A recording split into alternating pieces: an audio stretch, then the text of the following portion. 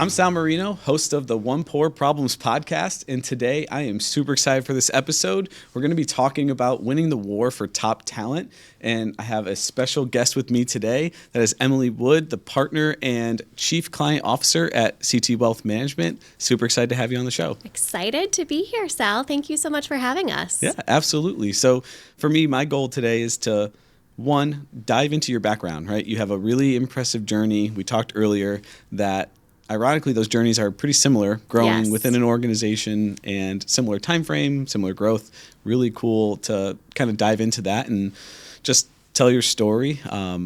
My goal of these podcasts always are, I love to share these stories with people to understand how other leaders continue to grow and make their mark in their industries. And my goal is to also take that and use it with my team and be able to chop up these little mini leadership segments. And so I'm excited to hear more about, your whole background. Likewise. The power of storytelling is so significant. So I'm excited to share and hear more from you as well. Awesome. And the other thing that's really cool is this is the first episode where we've actually gotten a different drink that is a mixed drink. So I'll start kind of walking through and pouring and getting set up. If you want to tell me why this drink and where it's from is significant for you. Absolutely. So I love the concept, first of all, of one pour.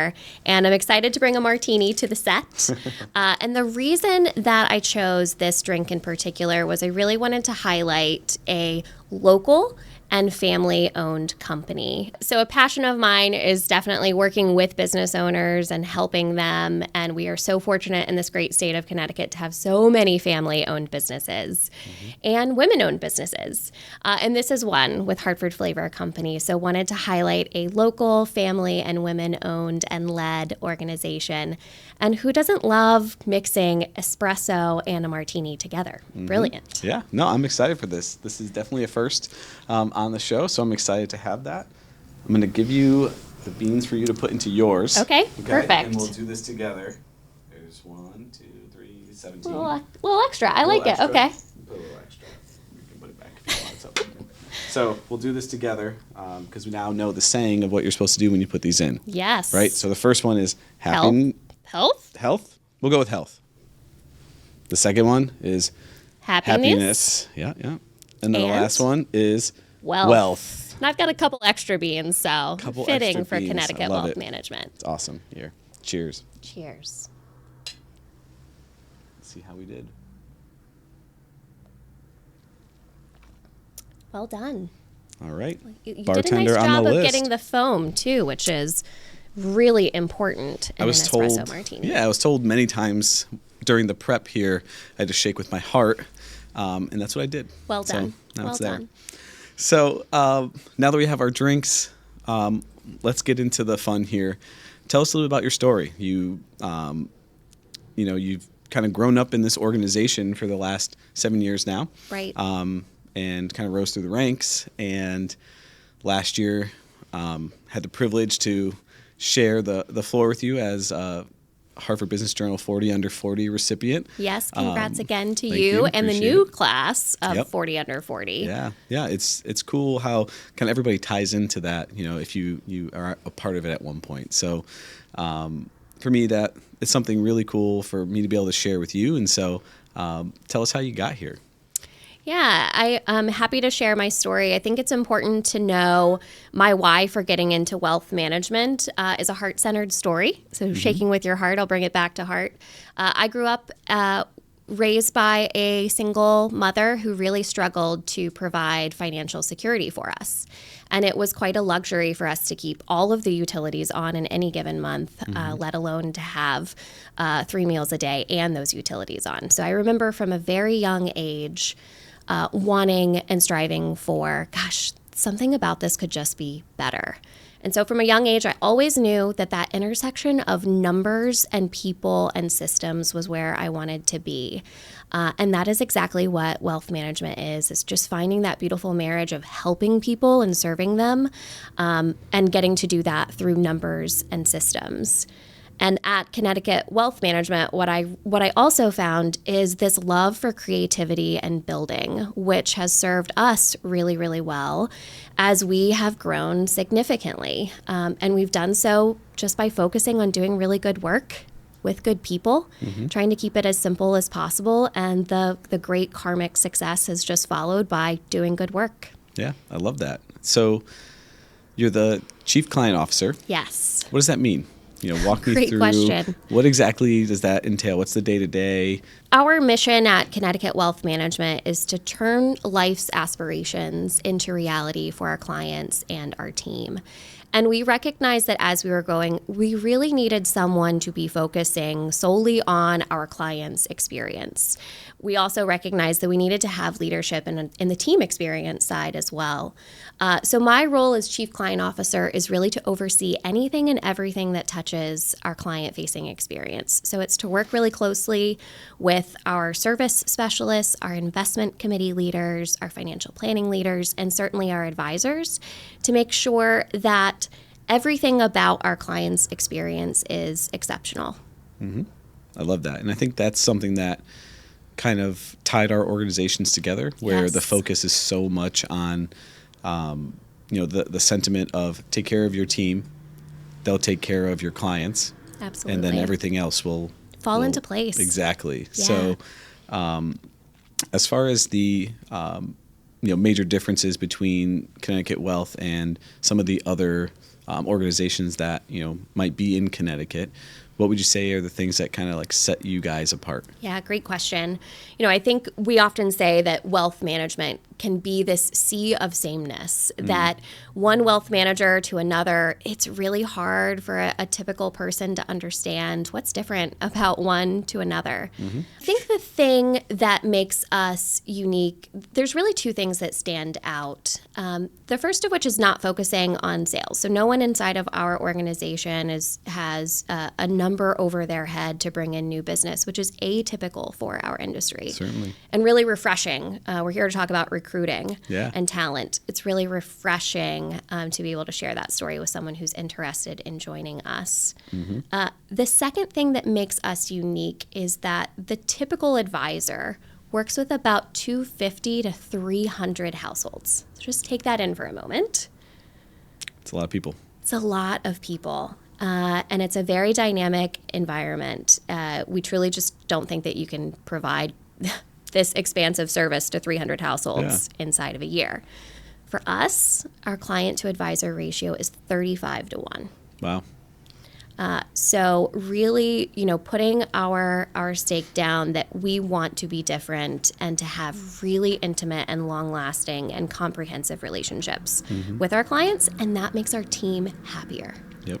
Yeah. No, that makes a lot of sense. I think it's funny how eerily similar some of the philosophies are, Yes. right? Where the 35 to 1 mentality, same thing. Like, how can you possibly provide on our side the same level of support if you have, 300 different clients that you're trying to manage? So it is really interesting how, those similar worlds align. Absolutely. But we are here to talk about the war on top talent. Yes. And it has definitely been, I would say, before COVID, it was hard. During COVID, even more difficult. And now with all the other factors surrounding remote work, people being able to name their price in the job market, and then trying to navigate all those things, but also trying to navigate the company culture and maintaining that culture, which is prominent at CT Wealth. Like, it's very clear to see, whether it's on social media, your website, like that is a huge part of who you are. What are some of the things that you're doing, to navigate that? Such a great question. And I just have to say too, this is something that I hear from business owners every single day. We have the pleasure of working with a lot of business owners, and inside of their top 3 challenges, 100% of the time they reference talent as one of their most significant challenges. And I'd say, you mentioned culture earlier. I'd be remiss if I didn't say that really prioritizing culture inside of our hiring processes and being very clear about the types of roles that we are looking for year over year over year certainly helps. And I'm happy to dive into some of the ways that I feel like we've won some of those battles, and in some of the places where I think that we've struggled or learned from others as well. Yeah, for sure. And I'm definitely interested to hear that, because from the outside perspective, I feel like every day I look at LinkedIn, there's like another post about a new hire coming in at their pictures in the front at the desk, right? And when you walk in, and I'm like, it's every day I see that there. And I'm like, wow, we're growing like crazy. And before we started the show, you mentioned, started as employee 18. Right. I was employee 17. And now both of us have experienced, rapid growth in our organizations, and we're not the same companies that we used to be. So True. What are some of those things that you're doing to win that war of top talent? I think one of the things that we are doing is paying attention to the benefits that our teammates appreciate the most. What we know is, and what we preach at Connecticut Wealth Management, is that we care about the whole person. So there's a lot of people that talk about work-life balance, or I prefer work-life harmony, that I can move in and out of work and life harmoniously. 5 weeks of vacation at Connecticut Wealth Management happens from day one. Wow. And so the support that people rally around an individual to make sure, again, back to our mission of turning your aspirations into reality, having the time outside of the office is really imperative to make sure that we are fulfilling that mission. The second place that I think that we are winning, and this takes a lot of inspiration from business owners outside of Connecticut Wealth Management. Many people seem to be struggling with the Gen Z workforce. It seems to be really challenging a lot of business leaders. And what we have found, not just for Gen Z, everyone, teammates want to understand what is expected of them at any given time, how they can be successful, and what that path beyond their current role looks like. So for every role inside of the organization, we have a growth grid, which clearly identifies exactly what's expected and what's ahead. And those two things, I think, really give a teammate the confidence to know, how am I doing and where can I go? I think the third thing is focusing on manager training. That adage of people don't leave companies, they leave leaders, they leave managers is so very true. We never want that to be the case. So focusing in to make sure that our advisors are really sound, financial planners. But we also have to make sure that they are armed with the tools to guide people, to lead and manage and hold people accountable. So those three things, I think, are some of the ways in which we've won. And certainly culture is always at the foundation behind all of those things. I'm curious what you guys have found too, and how you feel like you're winning, or what you're hearing and experiencing too. Yeah. So one of the interesting parts that you mentioned is that people leave their managers or the leader. One of my mentors, Bob Gensler, has a saying that has stuck with me for so long, where he's like, just because someone is in a leadership position, doesn't mean that they are in fact a leader. He's like, they couldn't lead me into a steakhouse. And I'm like, that saying of like, you really need to like build the relationship, and you need to have that person be someone that you want to follow, right? That is really important. And I think we're doing very similar things with the leadership development training that we have internally for our team, and making sure that everyone understands that, okay, if you want to continue to grow within the organization, because we are a huge promote from within type of organization. Wonderful. I rose the ranks in Charles IT from when I came on, similar to the way that you did. And back then we didn't have a lot of these programs, and it was, seeking things outside of the workplace. Yes. But we figured the best way to do this is find the people that align with our culture, and then teach them the rest of the things, right? Because at the end of the day, on IT, I can teach you IT. Right. Same thing on your side. Like all of the financial advising, like you can give them the game plan, tell them exactly how they're supposed to do that stuff, but you can't teach them to be a good person and be a good teammate and go above and beyond. So that is very true. And we were talking before here of, I think it's important to also be vulnerable inside of this conversation and share where we are still learning. You talked a lot about teaching, and I think our companies have similar stories in that we have found a way to teach what we call our analysts, those who are just entering into the advisory track, where we built an analyst training program, which we're very proud of. Actually, we were just featured on, for us, the name in the podcasting world that advisors pay attention to is Michael Kitz's. Just 2 days ago, I think, we were just featured specifically for our analyst training program to really coach them through inside of the first 90 days. How do you become and step into these technical skills? And we've also focused on leadership training, management training.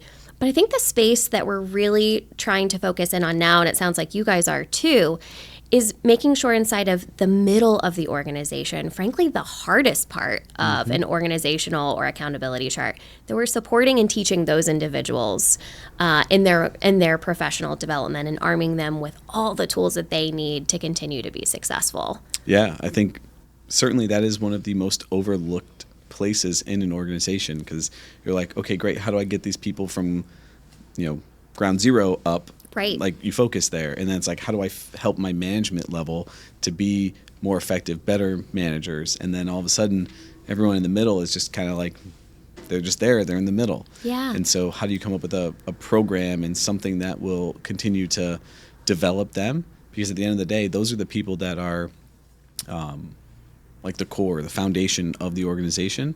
And eventually, those are going to be your future leaders. Exactly. So how do you make sure that you're taking care of them? Exactly. So you mentioned you have a career path, right? So for every role, they have a career path. How did you come about that? What was the process to make that career path for everybody? Great question. It was a process, and it took a lot of time and effort and energy to put it together. I think where I would start, though, is that we then and now continue to have dialogues, our managers and their direct reports. What's the thing that you're great at? What's the thing that you love to do? And what does the organization need? My career has had many hats, and it sounds like you have too. Oh, yeah. And so to really appreciate that one's development and growth is a journey and path and an evolution. And I think teammates or prospective teammates appreciate that there's a wide breadth of opportunity, but you have to constantly be having those conversations. What are you great at? What do you love to do? What does the organization need? When we had those conversations with people, it basically filled in the gaps for those growth grids that you mentioned earlier. And we were able to identify, if we know what ground zero looks like and where we're trying to be, well, really, we just have to color in between. How does one get there? How do you step from 1 to 2, 2 to 3, et cetera? What I would also share is that I've seen some growth grids in some other businesses where they're very, very technical. You need to have this skill, that skill mastered. For us, what was really important was to make sure that our core values were at the top of that growth grid. Especially inside of a growing organization, we made sure to center core values inside of the growth grid. If you are a technical master, you're a great advisor, but you're not meeting our core values, we need to have a conversation about how to get you back on that path. Yeah, no, I love that. And I think often, again, it's an overlooked part in the business, because core values, like, most people think hire and fire based off of my core values, but you're not thinking about that in the middle, right? And I think we're starting to pull some, alignment all to like the core of the business. And I think that is a huge part of why you have the culture that you have, right? You have to live and breathe those core values. You can't just post them on the wall and say, like, everyone's going to do this. Exactly. And you do need everyone to be doing it. Everyone has to be a champion of those core values. You can see it. You can see it when you walk inside of an organization. You can feel it when an organization really is living and rewarding those core values. And you can tell when it's not. It is not complex work. It is simple, but it is hard. Yep. Yeah, for sure. So you mentioned hard work, but before we talked about work-life balance, Yeah. work-life harmony. Yes. And I think that's often something that is seen very differently from the older generations in the workforce versus now the Gen Zs that are coming into the workforce, where the older generation is like, whatever I have to do, I'm going to put my head down, get it done, how many hours, it doesn't matter. And then now, we're starting to get hit with this wave from Gen Z, millennials, all of the above, Right. That, they want to work their hours and spend their time outside of work, not having to be glued to their phone or their laptop or something like that. And add remote work inside of that too. So then right? you never leave work, right? Yes, exactly. How are you guys handling that? Great question. I'd continue to come back to, focusing on those core values and creating a sense of belonging and teamwork. Mm-hmm. Gosh, when you feel like you are a part of something that is bigger than yourself individually, the motivation and fuel that comes behind that is pretty powerful. Again, I'd also come back to our manager training and arming our managers with the tools to have conversations with our teammates to understand what it is that's really important to them. Mm-hmm. So that if a teammate says, hey, I really need to, I need to leave at 3:00 because I got a soccer game, it's that much more powerful if that manager or leader knows how important that is to the mm-hmm. individual so that they can demonstrate their support of that. And again, kind of back to what we started with, if you just do the right thing, the momentum carries and snowballs and the magnitude just continues to go from there. So having conversations, training managers, really understanding and helping our teammates understand what's really important to me. Yeah. And how can my work environment allow me to hold both of or multiple things in balance all at once? Yeah, for sure. I think it's something that's not talked about often enough, because I don't think that in reality most work weeks need to be so structured in a way that you have to work 40 hours or you have to work 50 hours or whatever it is, because it truly depends on what is needed at that time, right? Whether it's what's the workload needed at that time, but also like personally. And I've kind of run the gamut of, as you know, when you're a really small organization, wearing a bunch of hats, like you're doing whatever you have to do. And I remember when I started, I was probably working 60 hours a week, like clockwork. It was every single week. It didn't matter because it's just what it took to get done. Sure.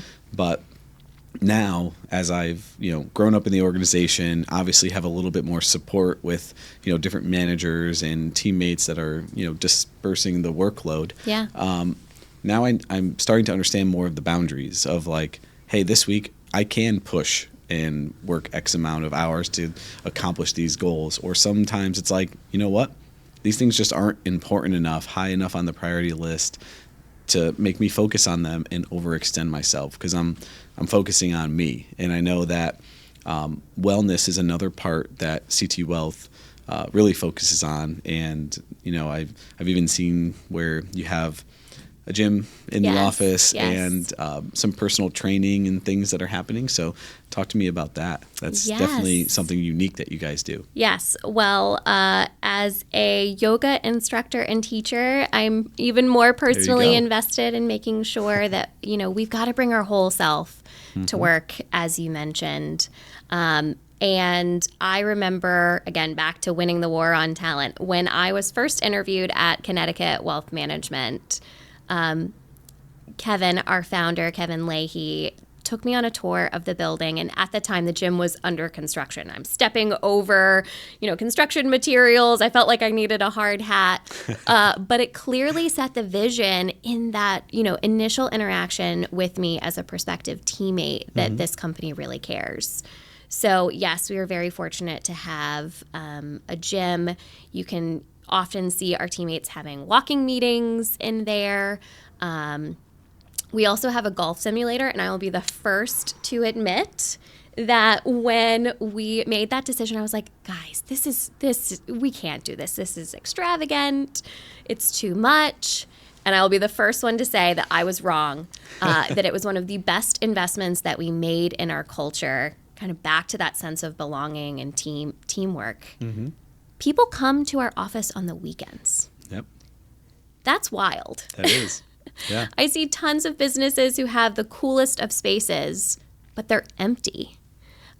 So, really thinking about how you design your space and how those tangible things reinforce the aspects of your culture that you want to promote. Mm-hmm. For us, the gym and the simulator and our collaboration space are all really key components of bringing that all together.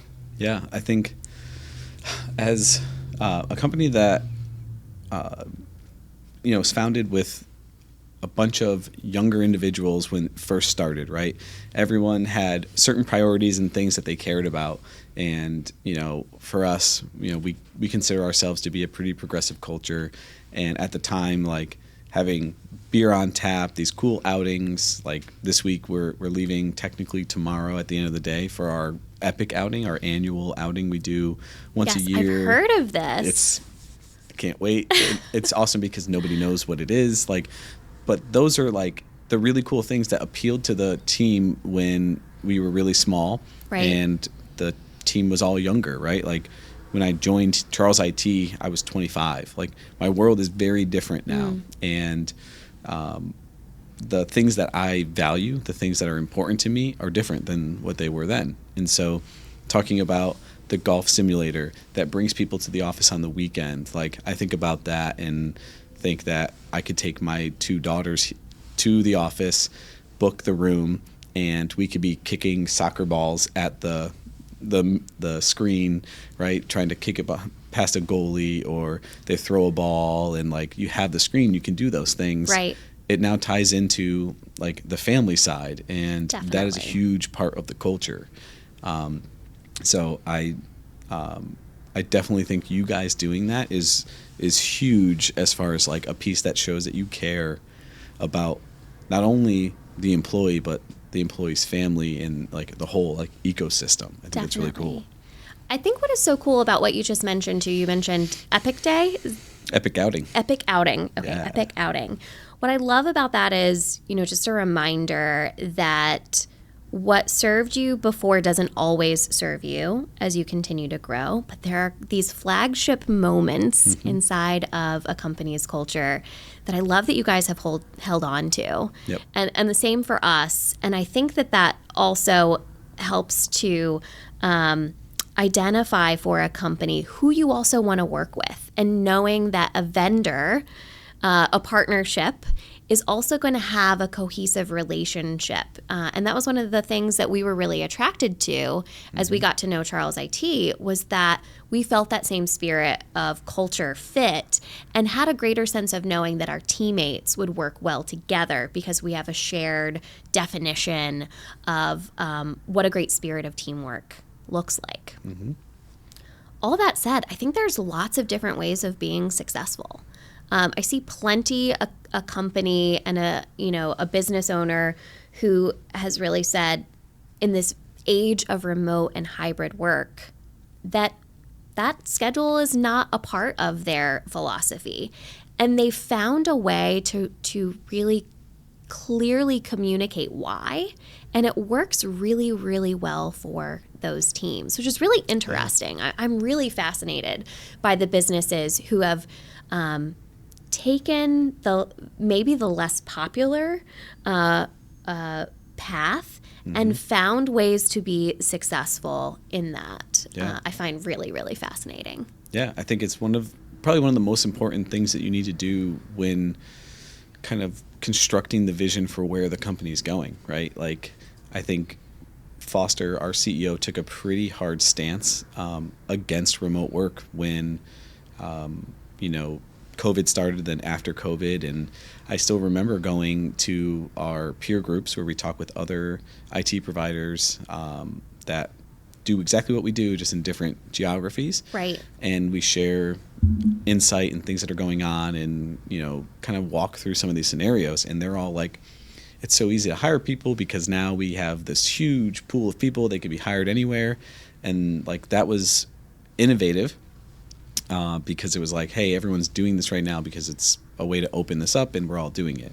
But us saying like, hey, this is the line in the sand for us where we're like, we don't want to do remote work. We offer flexibility, kind of like you were talking about the soccer game and that kind of stuff. Like we offer a lot of that.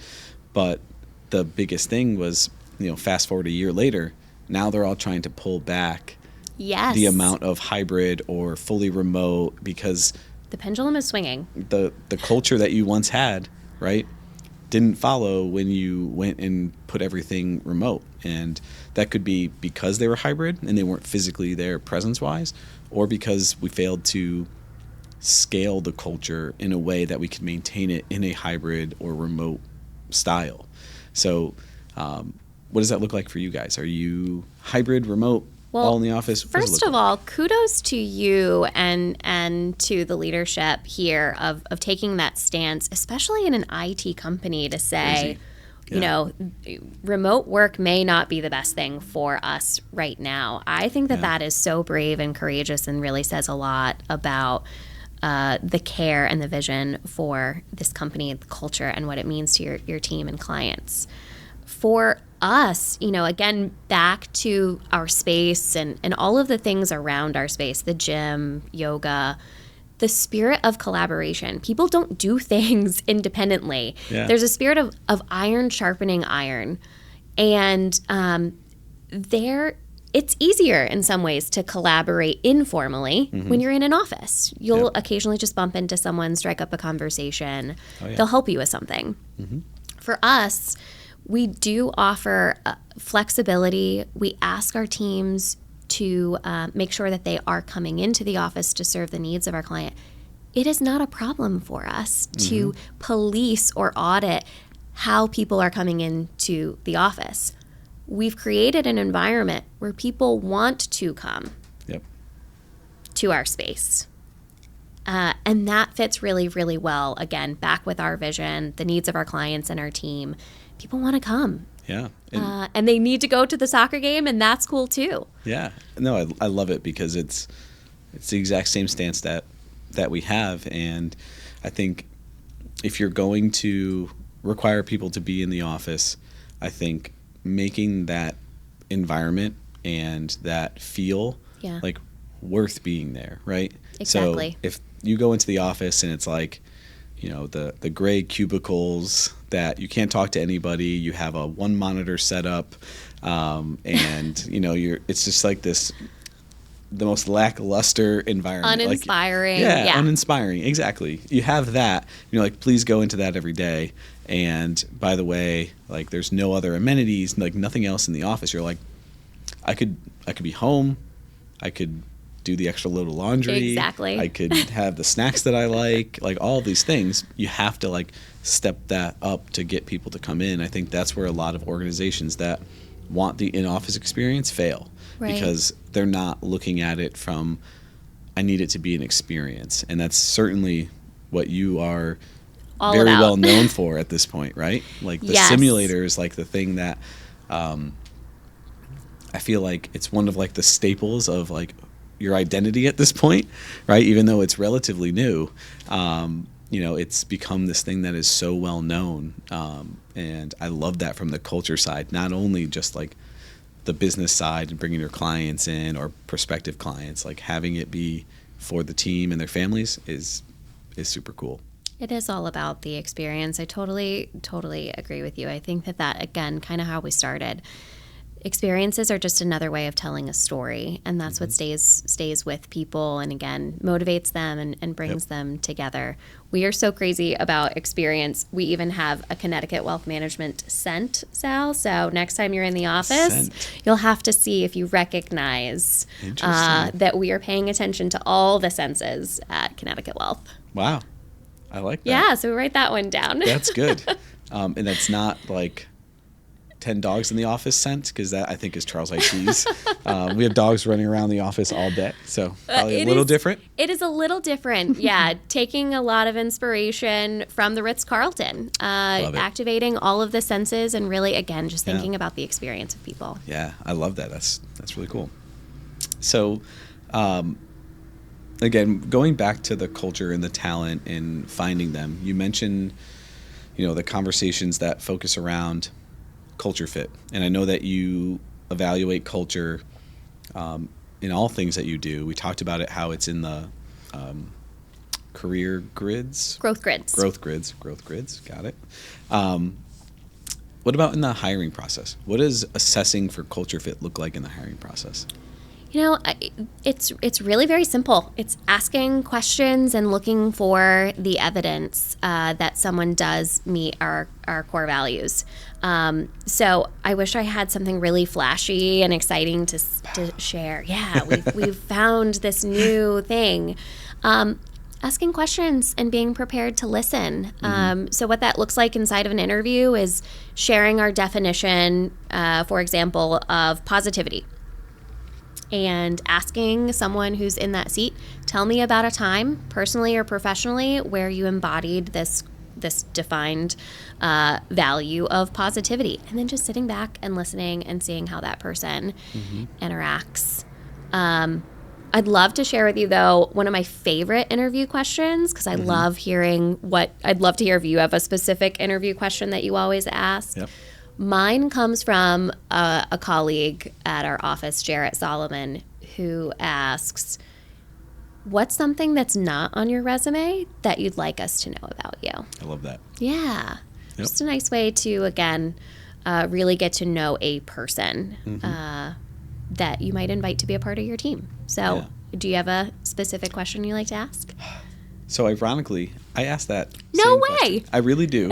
But it's interesting to see how people answer it, whether or not they say something about the role or the business or their background in that, or if they go way off the reservation, which in some cultures it'd be like, why are they doing that? Yeah. But in what I feel is our culture and yours is like, it becomes like something personal.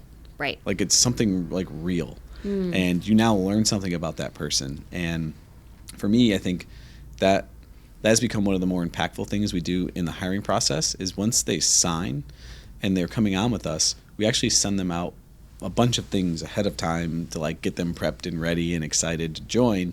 But we also ask them like, we want to know 3 fun facts. And then for, say it's a 2-week period before they start or something like that, our morning stand-ups on Monday mornings, we're introducing those new hires before they start to the team, saying, hey, be prepared. This person's coming on. This is their role, their location. Right. And here's some fun facts about them. Great. Here's some things you should know. Yeah. And then during their first week, we actually bring them to lunch each day. Like different pockets of the organization will take the new employees to lunch. And you have the fun facts to like have as like a jumping point to the conversation. And you learn the craziest things about people, and it just brings you into the culture. It really helps you understand the people that you're working with. Definitely. And that I think is one of those things that changes the dynamic of the organization. Right? It's not just a job. It's not just a paycheck. It's like they actually feel like there's a common purpose. Right? Yes, that and building relationships. Yeah. Love that. Yeah, it's cool. That. So I have a separate question that ties back to your hiring process. Yeah. Something that a lot of people don't like to talk about, but I find I'm super open about it. And you're in the wealth management space, so we're going to talk about salary. I had a feeling you were going to talk about this. Yes. Yeah. So if I mentioned, in our organization, we are very transparent about compensation, where you are, how you can continue to increase it, the growth grids that you have. We have something similar that says the exact dollar amounts that you can make by passing certifications and getting promoted and all this other stuff. Very cool. How does salary impact like the decisions you're making, the career progression for your team, or even the hiring decisions? Like, where does that come into play? Such a great question. And again, I think that it's so important to make sure that we compensate our teammates in a way so that they can fulfill their life's aspirations again. For us, I would say almost every other year. Listen, we're data people, right? We like to have the numbers to help us tell and inform the story. And I share this all the time with the business owners that we work with as well, who struggle with this idea of, or this question, I guess I should say, of like, am I paying my teammates fairly and appropriately? You got to get the data. You gotta know the answer to that question. So I'd first just start by saying, for us, we really ground ourselves in the data. So we go out and participate in benchmarking studies. We regularly hire a compensation consultant to come into our practice and to help us understand and distill what's different about us from a benchmark. We're trying to be something different and other than a benchmark. We want to set the benchmark. So we really lean on some experts to come in and help us and guide the conversation. And the other thing that's really important here, transparency is important, but I think a part of your compensation philosophy is really at the heart of how you have these conversations and make decisions around compensation. For us, back to that 35-to-1 client to advisor ratio, you can imagine how our experience or our teammates' experience might differ from an advisor who's working with 300 households. Yep. So we're very transparent to say, listen, if you want to be the advisor who's going to be making top dollar, we are not the firm for you.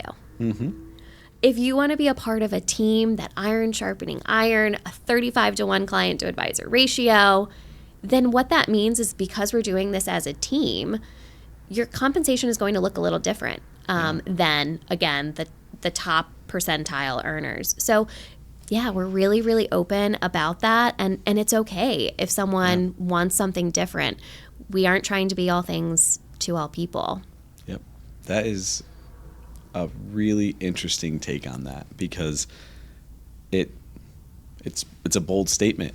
Like, we just might not be the right fit, right? Yeah. And that is certainly a culture conversation, right? You're Definitely. like, you can go do that. It's just not going to be here. Right. And this is why, because it's less about the compensation. It's more about the experience to our clients. And I think that's really, it's a polarizing stance to say that, right? Because you're like, please feel free to go look over here where you might have the opportunity to make that dollar amount today doing XYZ, but also know that, like, you're going to spread that out over 200 plus clients rather than over here where, sure, I can give you the growth grid and the path and tell you exactly like where you need to go to get to where you want to be. But at the same, token, it's like, this is where we start and we focus here to give this experience. So I think that's really cool. Yeah. And I think it can be a little easier to navigate that conversation with someone who has some professional experience. I think it's harder, back to folks who are trying to acquire talent just out of college. It's a little harder to have those conversations. And that's where I think, having the conversation about compensation philosophy alongside training and alongside this open door to future opportunity, you got to pair those things together. Having just one in isolation doesn't serve to its optimal ability. Yeah, no, I get that. So we've talked a bunch about your team and the philosophy and a lot of the internal side stuff. But what I think I would love to hear from you is, because of your role, you're also working, client facing. Yes. And I think one of the things that I've learned the most on my leadership journey is, most of the time, the things that I'm doing or having conversations with other business owners is not about IT. Right? It's true. It's about all these other pieces of the business and how we handle things and the certain interactions, like the growth grids. Like, that's got to be a perfect thing that you have to be able to have a conversation with one of your clients, and they're like, hey, I'm having this trouble, and it's this peer-to-peer conversation. Like, where does some of these, whether it's the war on top talent, it's the salary conversations, it's the culture, where does that come in, like, to your conversations with your clients? Yeah, great question. And, as we were talking earlier, I know that this comes up for you as well, of just learning from other business leaders. feel so fortunate in our space to work with a lot of business owners. And so it becomes this masterclass in understanding, oh my gosh, what worked for this IT company might actually apply really well to this construction or manufacturing company. Very different industries. But when you boil it down, many businesses are challenged by the same things. Talent is one. AI, another really hot topic that business owners are talking to us a lot about. You know, the other thing that I'm hearing a lot about right now is succession planning. Like, I have not seen the volume of intention or execution like we are seeing in the last couple of years. So that's been really, really cool to, you know, if you're a business owner, you get one shot at selling your business. So you really appreciate having this community of peer group to understand, hey, what did you learn from this process? And to be able to transfer that to our other business owners, really, really cool. Yeah. Succession planning is definitely a really interesting topic for me. Just seeing in our space the mass consolidation of MSPs and how all of that stuff is happening. I'm sure. And I think what's really cool about what you do is it's also helping them with like what that plan looks like, rather than just like, hey, this is what the books need to look like to be able to produce this amount of EBITDA to sell for this multiple and blah, blah, blah. Like, it's what happens to the team? What happens to the culture? Is it tied to the owner? Is that something that can be, you know, replicated below? That I think is something that's really unique that you definitely have your hand in while working with your clients. Can you talk to me a little bit about that? Definitely. It's one of the things that I love to talk about the most. You know, I think it's very normal for a business owner to be so engrossed in putting out fires and to be reacting. Like, so many of the business owners that I see are so focused with their heads down on, I got to get through Monday, and then Tuesday comes around and then they're just trying to get through Tuesday. And so it really is such a gift for business owners and leaders anywhere inside of an organizational structure to just take that pause and pull your head up and ask yourself, where am I going and why? Really, why am I so directionally interested in going that way? So yes, we have developed this curriculum for business owners to help them get that pause from moving from Monday to Tuesday. Lift their head and really planfully identify, how might I transition this beautiful business that I have built with my blood, sweat, and tears, and my babies and wife have, you know, watched us grow together. It does take a concerted effort, but it is possible. And you might be surprised, or maybe this doesn't surprise you with your work and seeing some of the succession planning that you see. There's this staggering result of over 70% of business owners regret selling their business. Crazy. That pains me. Yeah. So if we can move the needle of, you know, something of a business owner not regretting the sale of their company, that's what we're striving for. Yeah. Yeah. And I think, feel free to correct me if I'm wrong here, but the vast majority of the regret isn't tied to like, I didn't get the amount of money I wanted or anything like that. It's more tied to the fact of like, that's my identity. And now that I'm no longer the owner, the person running the show, and this is who I am, that it becomes this, you know, sense of like, what do I do now? Where do I belong? Like, you know, that's at least my take on it. I think you're spot on. Yeah, Sal, I think, you know, business owner or not, at some point in time, I think we are all striving for this retirement. But one of the things, whether, again, regardless of if you have ownership in a company, ask yourself, what am I retiring from? And what am I retiring to? We can't play golf 365, 24/7. So yeah, you really do have to reshape and form your sense of identity and all of the systems and people around you. And it can be this beautiful thing. But yeah, take the pause and really think about who you want to be when you grow up. Yeah, that's really impactful. So we'll transition here towards the end of our show. Yeah. But I am most interested in hearing from you as like a concluding thought.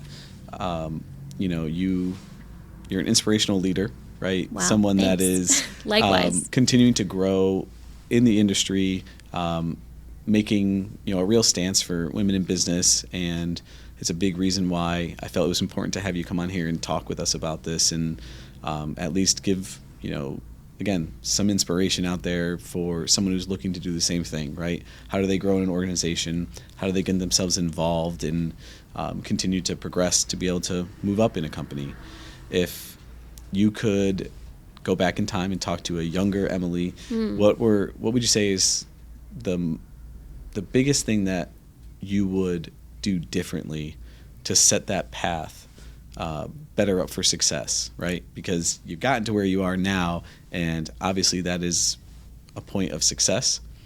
But if you can go back in time and say, I could avoid these things if I just did this differently or that, what would something like that be? This might be a little bit of a hot take here, and maybe it's because I'm a financial planner and always looking forward. I never look back. Every turn, conversation, decision, as long as you're looking back on those things with a spirit of reflection and learning and development and making the world around you a better place. Trust me, I've made poor decisions and I've made mistakes, but I wouldn't change anything about it because all of those stepping stones have got me to where I am. As I look to the future, just to kind of recast your question a little bit of what do I encourage others to do? Get clear. Get really clear, about, again, kind of back to what we do at Connecticut Wealth. What do you love to do? What are you great at doing? And what does the world need? And if you find that intersection, hold that so precious and just keep going. Love it. I love that. Very cool.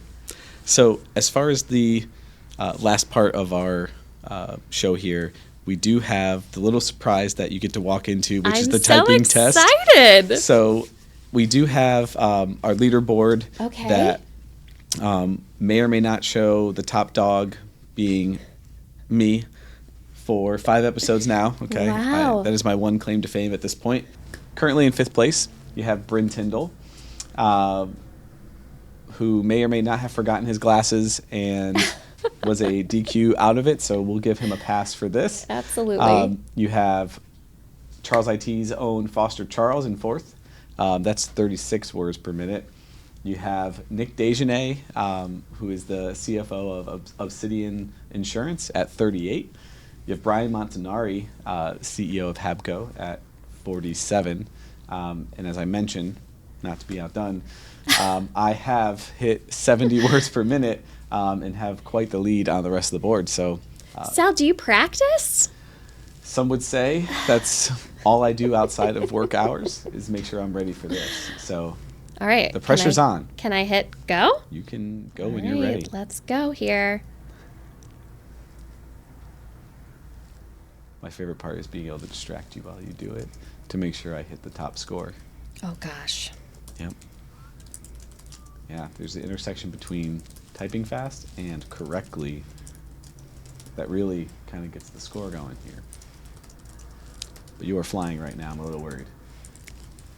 Oh, I made an error. That's okay. It's going to happen. Not everyone can get to 70 words. I'm a little nervous myself right now. This is very fast. Record pace on a new keyboard. Hasn't used it before. And in a skirt, ladies and gentlemen. Ladies and gentlemen. I really do hope that you take the top spot now. This is an impressive feat.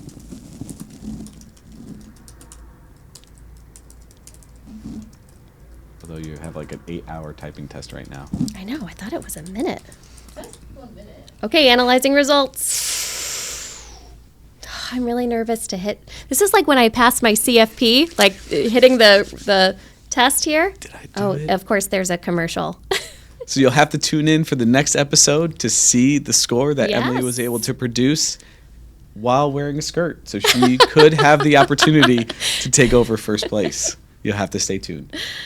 So that's all we had for today. I want to say a special thank you to you, Emily. I really appreciate the conversation today. Likewise. Learned a lot. And I am excited to see all the really cool things that you and Connecticut Wealth Management are going to continue to do on your journey. Thank you so much, and likewise. Thanks for having us and for having this conversation. Yeah, absolutely. And one last cheers here. Yeah, to health, Happiness, and Connecticut wealth. Cheers. Cheers.